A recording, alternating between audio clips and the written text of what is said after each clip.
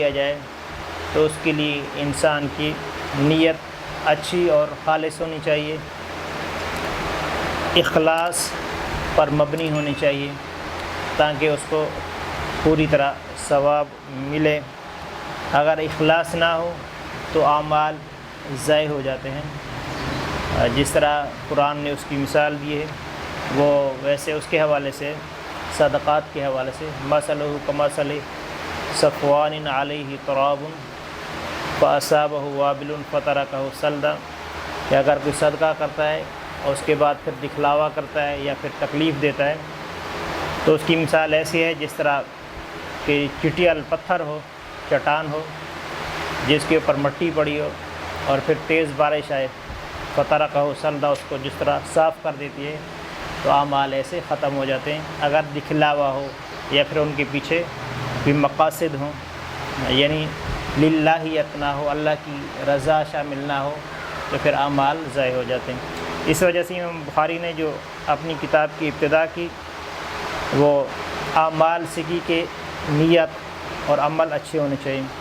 آخری جو حدیث ہے سب سے پہلے ہم اس کو پڑھیں گے آپ کے سامنے اور پھر اس پر چند باتیں جو ضروری ہیں وہ کریں گے۔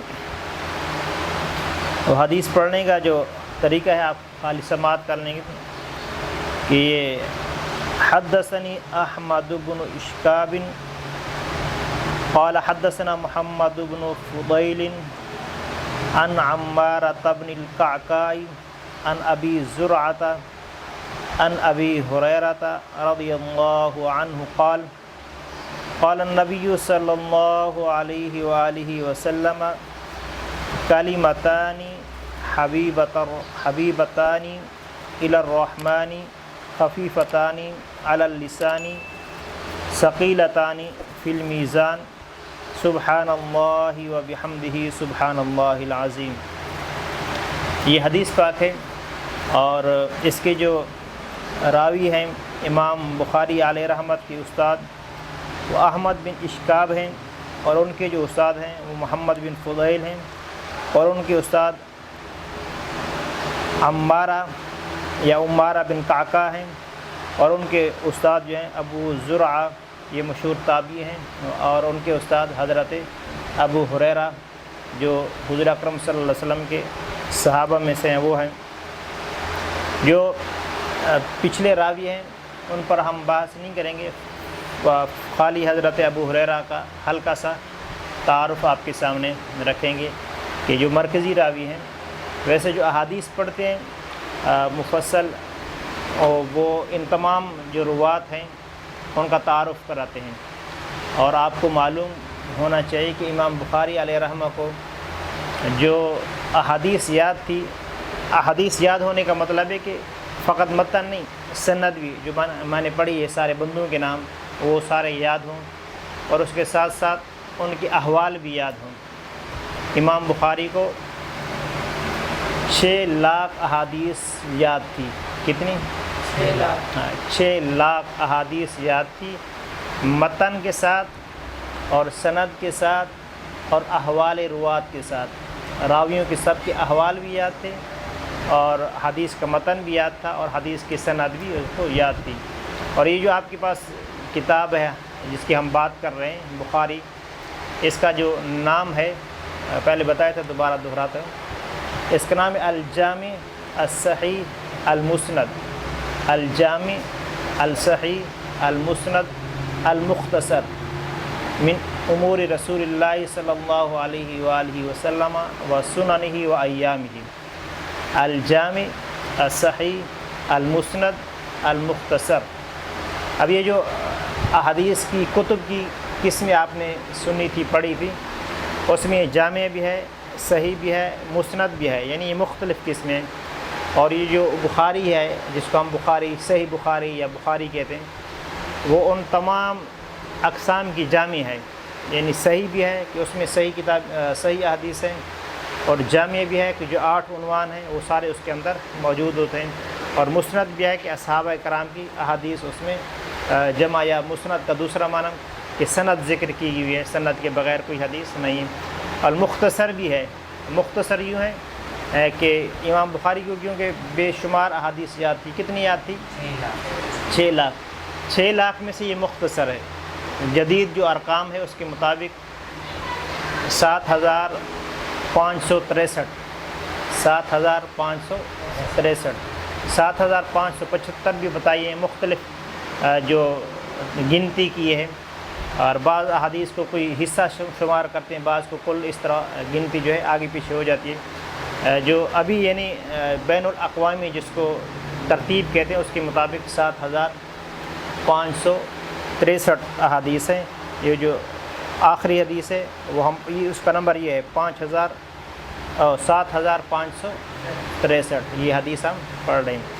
تو حضرت ابو ہریرہ جو ہیں یہ حضور اکرم صلی اللہ علیہ وسلم کے صحابی ہیں. اچھا، مختصر آپ کو بتا رہا تھا کہ مختصر اس لیے کہتے ہیں کہ 6 لاکھ میں سے 7,000 یا 7,500 ہم کہیں تو مختصر ہے. ویسے تو مختصر نہیں ہے، یعنی 7,000 احادیث کے ہیں تو بہت ساری ہوتی ہیں، بڑی تعداد ہے. لیکن یہ مختصر اس حساب سے 6 لاکھ میں سے مختصر ہے. یعنی امام بخاری نے 6 لاکھ احادیث میں سے چھانٹی کی ہے، اور جو ان کو خلاصہ نظر آیا ہے اس کو اپنی کتاب میں انہوں نے درج کیا ہے. اور اس کی آخری جو حدیث حضرت ابو ہریرہ جس کے راوی ہیں، حضرت ابو ہریرہ جو ہیں یہ ان صحابہ میں سے ہیں جو بعد میں اسلام لائے، ابتدائی اسلام لانے والوں میں سے نہیں ہیں. یعنی یہ 7 ہجری میں مسلمان ہوئے، جب غزوہ خیبر ہو گیا تھا، یہودیوں پر مکمل فتح ہو گئی تھی مسلمانوں کی. اس کے بعد حضرت ابو ہریرہ یہ وفد کے ساتھ آئے تھے. وفد مطلب جو پورا گروہ آتا تھا حضور صلی اللہ علیہ وسلم کو ملنے، ان کے ساتھ آئے تھے. پھر مسلمان ہوئے، اور مسلمان ہونے کے بعد پھر وہ مدینہ میں رہ گئے، حضور اکرم صلی اللہ علیہ وسلم کے ساتھ رہ گئے. اب ان کے تعارف میں سے جو خاص بات ہے وہ یہ ہے کہ یہ احادیث سننے کا ان کو بہت شوق تھا. یعنی علم دین حاصل کرنے کا ان کو بہت شوق تھا. یہاں تک کہ جو اصحاب صفہ ہیں، اصحاب صفہ سے مراد صحابہ کی وہ جماعت جنہوں نے اپنے آپ کو پڑھائی کے لیے وقف کیا ہوا تھا، جو پڑھنے کے علاوہ کوئی کام نہیں کرتے تھے. روزی معاش کا ذریعہ بھی وہ نہیں کرتے تھے. اگر کوئی کرتے تھے ہلکا پھلکا کہ آج کا کھانا اگر کر لیا تو بس، ورنہ ان کو بھی مطلب صحابہ کرام کھانے وانے کا اہتمام کرتے تھے. وہ ادھر مسجد میں رہتے تھے. وہ جو ایک جگہ بنی ہوتی جس کو صفہ چبوترے کو کہتے ہیں، ایک خاص جگہ، وہاں وہ رہتے تھے. ان کی تعداد کبھی 70 ہوتی، کبھی 75 ہوتی، کبھی 80 ہوتی. اسی کے دوران ان کی تعداد رہتی تھی. حضرت ابو ہریرہ جو ہیں ان کے سربراہ تھے، ان کے سرخیل تھے یا ان کے مانیٹر تھے جو اصحاب صفہ وہاں پڑھا کرتے تھے. حضرت ابو ہریرہ خود اپنی وہ وجہ بیان کرتے کہ مجھ سے اتنی حدیثیں کیوں ہیں. یعنی اکثر روات صحابہ میں سے سب سے زیادہ جس کی احادیث روایت کی گئی وہ حضرت ابو ہریرہ ہیں.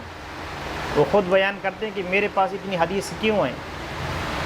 تو آپ بیان کرتے ہیں کہ باقی جو لوگ ہیں وہ کاروبار کرتے تھے، اپنے کام کاج کے لیے جاتے تھے، لیکن میں حضور اکرم صلی اللہ علیہ وسلم کے ساتھ جڑا رہتا تھا، کبھی بھی آپ سے الگ نہیں ہوتا تھا. ایک یہ ہے، اور دوسرا اس میں حضور اکرم صلی اللہ علیہ وسلم کا معجزہ بھی ہے. یہ حضرت ابو ہریرہ رضی اللہ عنہ نے، اچھا ان کا نام عبد الرحمن ہے،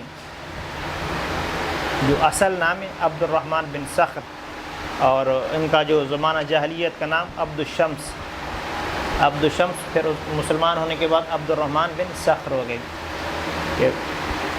وہ حضور اکرم صلی اللہ علیہ وسلم کا معجزہ آپ کو بتا رہا تھا کہ وہ بیان کرتے ہیں کہ حضرت ابو ہریرہ کہ آپ صلی اللہ علیہ وسلم بہت ساری احادیث سناتے تھے، مجھے کچھ یاد رہ جاتی اور کچھ بھول جاتی تھی. تو میں نے آپ صلی اللہ علیہ وسلم کو عرض کی کہ یا رسول اللہ، تو آپ بہت ساری باتیں ارشاد فرماتے ہیں، کچھ یاد رہتی ہیں، کچھ بھول جاتی ہیں، آپ میرے لیے دعا فرمائیں. تو حضور اکرم صلی اللہ علیہ وسلم نے فرمایا ابو ہریرہ اپنی چادر بچھاؤ. تو انہوں نے چادر بچھائی. تو آپ صلی اللہ علیہ وسلم نے اس میں اس طرح چلو ڈالے، خالی چلو جس طرح پانی بھرتے ہیں اس طرح ڈالے اس میں، مطلب ظاہراً خالی ہاتھ تھے.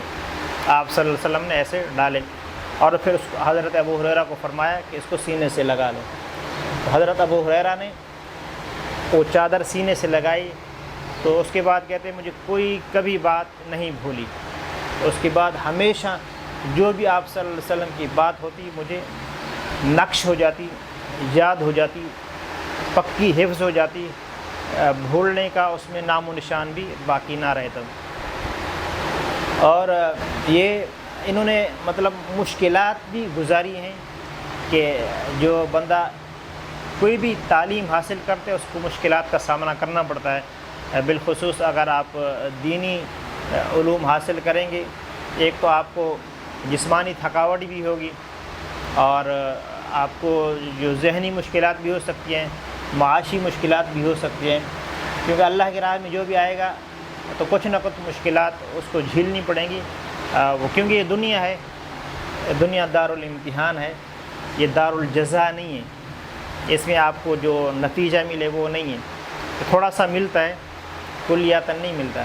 اس لیے نتیجے پر نظر نہیں رکھنی چاہیے، فقط عمل کرنی چاہیے، جو نتیجہ ہے وہ آخرت میں ملے گا. تو ہم آپ کو جو بتانا چاہتے تھے وہ حضرت ابو ہریرہ نے بہت مشکلات گزاری. یعنی بہت دفعہ آپ کھانا نہیں کھاتے، اتنا ہوتا کہ کبھی کبھار بھوک کی وجہ سے بے ہوش بھی ہو جاتے تھے، بے ہوش ہو جاتے.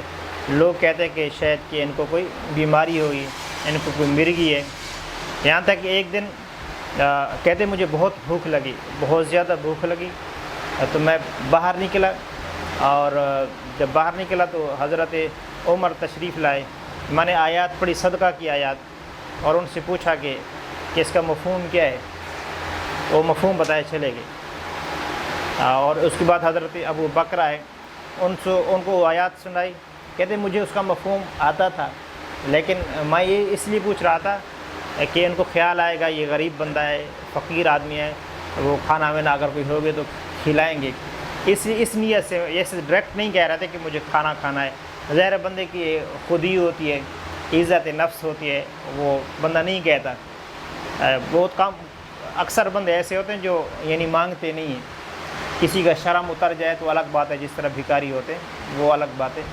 اوورآل بندے ایسے ہوتے ہیں کہ مانگنے سے جھجکتے ہیں، مانگنے سے شرم محسوس کرتے ہیں. اسی طرح حضرت ابو ہریرہ ان سے اس طرح اشارتاً پوچھ رہے تھے. حضرت ابو بکر آئے، ان سے آیات پوچھی تو انہوں نے بھی مفہوم بیان کیا اور پھر آگے چلے گئے. اس کے بعد حضور اکرم صلی اللہ علیہ وسلم تشریف لائے تو آپ کو سے بھی حضرت ابو ہریرہ نے وہی آیات پوچھی، انما الصدقات للفقراء والمساکین. تو حضور اکرم صلی اللہ علیہ وسلم نے لفظوں میں مفہوم نہیں بیان کیا. حضرت ابو ہریرہ کو فرمایا آؤ میرے ساتھ آؤ. وہ جو جاننے والا تو اس کو پتہ کہ اس کو کون سا مفہوم چاہیے، یہ آیات کا کون سا مفہوم پوچھنا چاہتا ہے، کہ اس کو لفظوں والا مفہوم نہیں چاہیے، اس کو عملی مفہوم چاہیے. تو حضور اکرم صلی اللہ علیہ وسلم ان کو گھر لے گئے. جب گھر لے گئے تو گھر میں سے آپ نے پوچھا کہ کھانے کو کچھ ہے؟ کہتا اور تو کچھ نہیں، ایک دودھ کا پیالہ ہے، دودھ کا پیالہ ہے. تو یہ روایت حضرت بخاری میں حضرت ابو ہریرہ خود سناتے ہیں. اس کے بعد کہتے کہ جب وہ دودھ کا پیالہ لایا گیا اور مجھے حضور اکرم صلی اللہ علیہ وسلم نے فرمایا جا کے اصحاب صفہ کو بلا لاؤ. ایک دودھ کا پیالہ ہے اور فرمایا اصحاب صفہ. حضرت فرماتے ہیں اس ٹائم صفہ میں یا تو 70 بندے تھے یا 80 تھے، یعنی 70-80 کے درمیان بندے تھے. آپ صلی اللہ علیہ وسلم نے فرمایا کہ ان کو بلا لاؤ. کہتے میں دل میں سوچ رہا تھا کہ ایک دودھ کا پیالہ ہے اور آپ فرما رہے ہیں کہ صفہ والوں کو بلا کے لاؤ جن کی تعداد 70 ہے، اور ظاہر میں ان کا منیٹر ہوں، ان کا میں سربراہ ہوں، اور جو انتظام والا وہی بندہ ہوتا ہے. آپ مجھے ہی فرمائیں کہ ان کو پلاؤ، اب میرا کیا بنے گا. یہ سوچ کے چلے گئے. حضور کا حکم تھا چلے گئے سب کو بلا کے لائے. جب وہ سب کو بلا کے لائے تو حضور نے ویسے فرمایا ابو ہریرہ ان کو پلاؤ. تو آپ نے سب کو پلایا، پلاتے گئے اور دودھ کا پیالہ ختم ہی نہیں ہو رہا تھا. 70 بندوں نے دودھ کا پیالہ پی لیا اور وہ ویسے کہ ویسا لبالب بھرا ہوا ہے. تو حضور نے فرمایا ابو ہریرہ پیو. تو انہوں نے پیا. فرمایا اور پیو، تو اور پیا. تیسری بار فرمایا کہ اور پیو. تو فرمایا کہ عرض کی بس اب میری بس ہوگی. تو حضور صلی اللہ علیہ وسلم پھر مسکرا پڑے. اب یہ مسکرانے کا مطلب کیا ہوتا ہے کہ سارے احوال جو اندر چل رہے ہیں وہ ان کو پتہ ہے، یہ اندر ان کے کیا چل رہا ہے۔ تو حضور مسکرائے اور پھر وہ پیالہ لے کے خود نوش فرما لیا، سارا پیالہ خود آپ صلی اللہ علیہ وسلم نے پی لیا۔ اعلیٰ حضرت نے اس پر کہا کہ ہاں ابو ہریرہ کیسا تھا وہ جام شیر جس سے 70 صاحبوں کا دودھ سے منہ پھر گیا۔ ہاں ابو ہریرہ کیسا تھا وہ جام شیر جس سے 70 صاحبوں کا دودھ سے منہ پھر گیا۔ اعلیٰ حضرت نے اسی طرح اس کی طرف اشارہ کیا کہ 70 بندے تھے اور دودھ کا پیالہ تھا۔ حضور صلی اللہ علیہ وسلم کا معجزہ ہے یہ، اور حضرت ابو ہریرہ کی جو یادداشت ہے یہ بھی حضور صلی اللہ علیہ وسلم کا معجزہ ہے۔ راوی ہے جو حضرت ابو ہریرہ ہیں۔ ہم حدیث پر آگے بات کرتے ہیں۔ حدیث کے جو ہیں کلمات ہیں، آپ صلی اللہ علیہ وسلم کے الفاظ جو ہیں وہ یہ ہیں کلماتانی، کلماتانی، کلمہ کہتے ہیں لفظ کو، دو الفاظ۔ اب لیکن یہاں کلمہ کا جو لغوی معنی ہے یا اصطلاحی معنی ہے وہ مراد نہیں ہے، یعنی کلمہ سے مراد عرفی معنی ہے۔ عرفی کا مطلب لوگ جس کو سمجھتے ہیں، عرفی کا مطلب لوگوں میں جس طرح رائج ہوتا ہے، جس طرح آپ کہتے ہیں 6 کلمے، 6 کلمے کا مطلب کلمات نہیں ہے، یعنی چھوٹے چھوٹے کلمے نہیں ہیں، مطلب 6 مفہوم کی کچھ کلام ہیں 6 حصوں میں جن کو بانٹا گیا ہے۔ مفہوم کے کچھ حصے ہیں جن کو 6 حصوں میں بانٹا گیا۔ پہلا کلمہ ہے جس طرح پورا مفہوم ہے، دوسرے کلمے کا ایک مفہوم ہے، تیسرے کلمے کا الگ مفہوم ہے، یعنی اس سے مراد کلام ہے۔ کلام حضور نے فرمایا کلمتان، 2 کلام ہے یا 2 کلمے ہیں، وہ فرمایا حبیبتان، جو بڑے محبوب ہیں، الی الرحمن، رحمان کو، جو رحمان کو بہت محبوب ہیں، بہت پیارے ہیں۔ رحمان کون؟ اللہ۔ لفظ کون سا ارشاد فرمایا؟ رحمان، لفظ اللہ نہیں فرمایا، لفظ رحمان فرمایا۔ وہ رحمت کی طرف اشارہ ہے کہ وہ اس رحمان کو وہ کلمات جو ہیں بڑے پیارے ہیں، 2 کلمہ ہیں اور وہ رحمان کو بہت پیارے ہیں۔ اب دیکھو حدیث کا جو انداز ہے وہ یہ ہے کہ وہ کلمے پہلے نہیں بتائے، ان کے اوصاف بتائیں، ایسا ہے ایسا ہے ایسا ہے، یعنی ان کی خوبیاں بتائیں۔ 2 کلمے ہیں، سب سے پہلے ان کی خوبی کیا ہے؟ وہ رحمان کو بڑے پیارے ہیں، وہ رحمان کو بڑے پیارے ہیں۔ اب وہ کلمے پیارے کا مطلب ہوتا ہے یعنی ان کا جو متکلم ہے وہ پیارا ہے، مطلب وہ کلمات جو ادا کرتا ہے وہ اللہ کا محبوب ہو جاتے ہیں۔ کلمات ایسے ہیں جن کو اگر کوئی بندہ ادا کرے گا، ان کو پڑھے گا تو وہ اللہ کا محبوب ہو جائے گا۔ اور دوسری ان کی صفت یہ خفیفتان علی اللسان، پڑھنے میں آسان ہے۔ خفیفہ کہتے ہیں ہلکا ہونا، بے وزن ہونا۔ ثقیلہ کا یہ مخالف ہے، ثقیل کہتے ہیں بوجھل ہونا۔ خفیفتان علی اللسان، جو زبان پر آسان ہے، یعنی بولنا دشوار نہیں ہوتا، بولنے میں بڑے سہل ہیں اور آسان ہیں، بالکل مشکل پیدا نہیں ہوتی۔ لیکن ثقیلتان فی المیزان، میزان میں ترازو میں بہت بوجھل ہیں، بولنے میں بہت ہلکے ہیں، لیکن میزان میں جو ترازو ہے ان میں ان کا وزن بہت زیادہ ہوگا، بھاری ہوں گے، میزان میں بھاری ہوں گے۔ یہاں آگے والی بات کہنے سے پہلے جو یہاں امام بخاری نے جس وجہ سے یہاں حدیث لائی ہے اور انہوں نے جو عنوان قائم کیا ہے، جو بحث کرنا چاہتے ہیں، اس بحث کی طرف ہم اشارہ کر کے پھر آگے والی کلمات آپ پڑھیں۔ میزان کیا؟ میزان کا مطلب ترازو، جس میں چیزوں کو تولا جاتا ہے۔ یعنی قرآن میں اللہ نے فرمایا کہ والوزن یومئذ الحق، قیامت والے دن اعمال کا حساب ہوگا، یعنی اعمال کا وزن کیا جائے گا، جو بھی عمل ہے ان کا وزن کیا جائے گا۔ تو صحابہ کرام کے بعد فرقے پیدا ہوئے، کچھ جو باطل فرق تھے، ان میں سے ایک جو مشہور ہے وہ معتزلہ ہے، فرقہ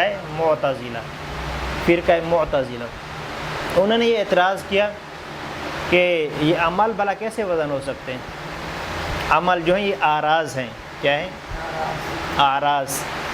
آراز کا مطلب ہوتا ہے وہ چیز جس کا جسم نہ ہو، کسی کے ساتھ ہو۔ ایک جوہر ہوتا ہے، ایک عارض ہوتا ہے۔ جوہر مطلب کہ وہ چیز جو قائم بنفس، یعنی خود بخود کھڑی ہو سکے، اپنا وجود قائم رکھ سکے، اس کو جوہر کہتے ہیں۔ اور عارض کہتے ہیں وہ چیز جو خود بخود قائم نہ ہو سکے، کھڑی نہ ہو سکے، کسی کے ساتھ ہو، کسی کے ساتھ ہو، خود اس کا اپنا وجود نہ ہو، اس کو کہتے ہیں عرض، اور اس کی جمع آراز ہے۔ جس طرح وہ کہتے ہیں جو آراز ہے ان کا وزن نہیں ہوتا۔ مثال کے طور پر یہ نماز ہے اور نمازی ہے، نماز ہے اور نمازی ہے۔ نمازی جو ہے یہ جوہر ہے، اور نماز جو ہے عرض ہے، ٹھیک ہے۔ نماز آپ نے ادا کی، آپ کا تو وزن ہو سکتا ہے نمازی کا یہ، لیکن وہ جو نماز ہے اس کا وزن تو نہیں ہو سکتا۔ عقلاً تو یہی ہے نا کہ وزن نہیں ہو سکتا، جو آراز ہیں ان کا وزن نہیں ہو سکتا۔ اس لیے وہ کہتے تھے یہ جو ترازو ہے قیامت والے دن، اس کا حقیقی معنی مراد نہیں ہے وزن کچھ نہیں ہونے والا، بس یہ اللہ نے فرمایا کہ بس حساب ہوگا، میزان کا مطلب حساب ہوگا، انہوں نے یہ کہا۔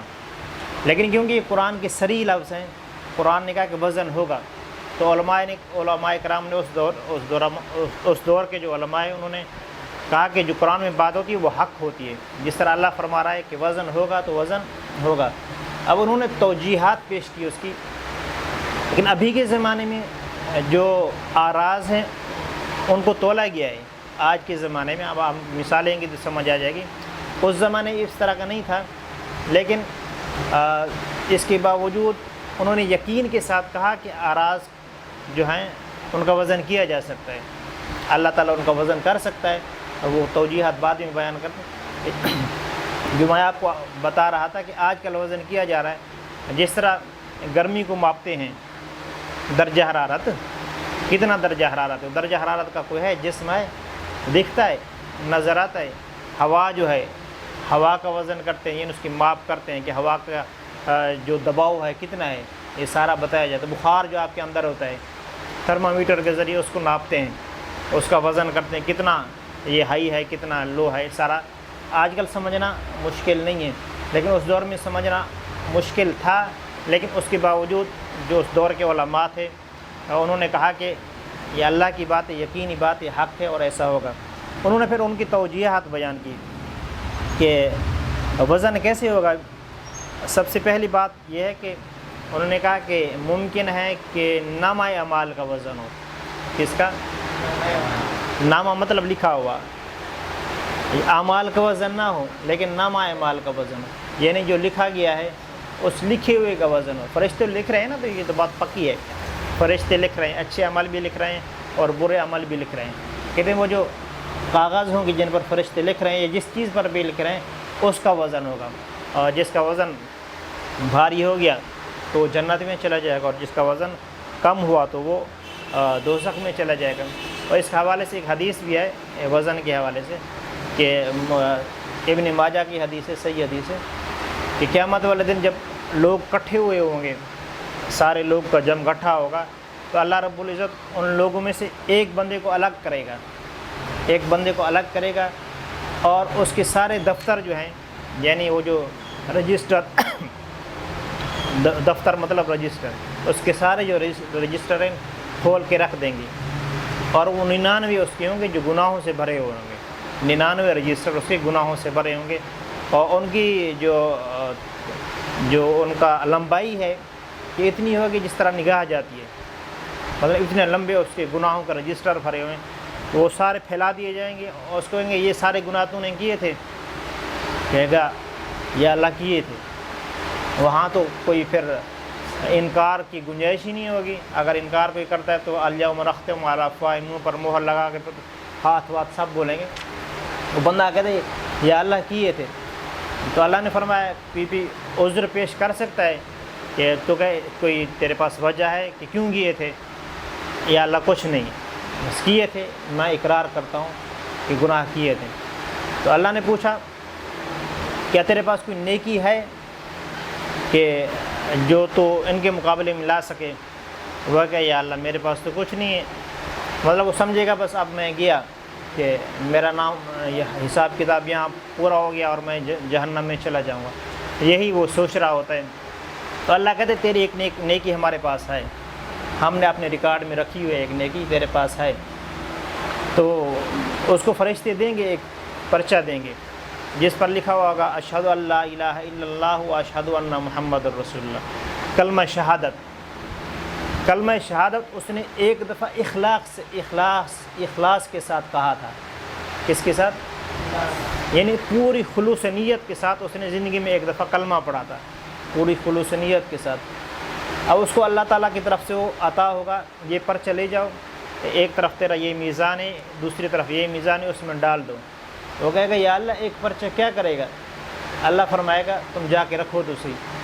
جب وہ پرچہ وہاں رکھے گا تو وہ پرچہ جو ہے ان تمام پر بھاری ہو جائے گا. جو سب سے اعلیٰ چیز ہے وہ توحید الہی ہے، شہادتین ہے، مطلب اللہ رسول کو ایک ماننا. جب اللہ رسول کو ایک مانتے باقی سارے اعمال اس کے بعد ہیں، تو اللہ رب العزت اس طریقے سے اس کو بخش دے گا. یعنی ہم نے یہاں سے یہ کہا کہ اس طرح کی ممکن ہے کہ جو نامہ اعمال ہو ان کا وزن ہو، نامہ اعمال ہو ان کا وزن ہو. اور دوسری بات یہ ہے کہ یہ جو اعراض ہیں، مطلب جن کے جسم نہیں ہیں، اللہ رب العزت ان کو جسم بنا دے، ان کو جسم بنا دے. اللہ قادر ہے، کر سکتا ہے، ان کو جسم بنا دے، پھر ان کو تولا جائے. اس طریقے سے بھی ہو سکتا ہے. اور جو آخری بات اس حوالے سے وہ یہ ہے کہ ہمیں ماننا ہے. کیا؟ جب اللہ کا حکم آ جائے، اللہ کے رسول کا حکم ہو جائے تو سر تسلیم خم، یعنی سر جھکا دیا جاتا ہے. ابراہیم علیہ السلام کے اللہ تعالیٰ نے صفت یہ بیان کی، اذ قال لہ ربہ اسلم قال اسلمت. جب بھی اللہ تعالیٰ نے فرمایا کہ ابراہیم سر جھکا دو یا اسلم، تو کہتے ہیں یا اللہ میں نے جھکا دیا. مطلب جب اللہ کی بات آ جائے، اس کے رسول کی بات آئے، پھر آئیں بائیں شائیں کچھ بھی نہیں. عقل کے گھوڑے پھر دوڑانا منع. ٹھیک ہے، اسی کو ایمان بالغیب کہتے ہیں. کیا کہتے ہیں؟ ایمان بالغیب. سورۃ بقرہ جب الذین یؤمنون بالغیب، یہ غیب کا مطلب ہے وہ چیز جس کو آپ سمجھ نہ سکیں، وہ چیز جس کو آپ سمجھ نہ سکیں، آپ کی سمجھ سے ماورا ہو اور اس کو مانیں، تو یہی ایمان بالغیب ہوتا ہے. ہم اللہ کو کیوں مانتے ہیں؟ دیکھا ہے اللہ کو کیوں مانتے ہیں؟ اللہ کے رسول نے بیان کیا ہے. ٹھیک ہے، اللہ کے رسول نے بتایا ہے، اس لیے ہم ان کو مانتے ہیں. جنت کو دیکھا ہے، جہنم کو دیکھا ہے، فرشتوں کو دیکھا ہے، کسی کو نہیں دیکھا نا، لیکن مانتے ہیں سب کو. کیوں مانتے ہیں؟ کہ اللہ کے رسول نے یا اللہ نے خود بتایا. اللہ نے بھی بتایا کہ اللہ کے رسول سے، یعنی اللہ کے رسول کے واسطے سے بتایا. اللہ نے جو توحید کا اعلان کروایا یوں کروایا، قل هو اللہ احد. کیا؟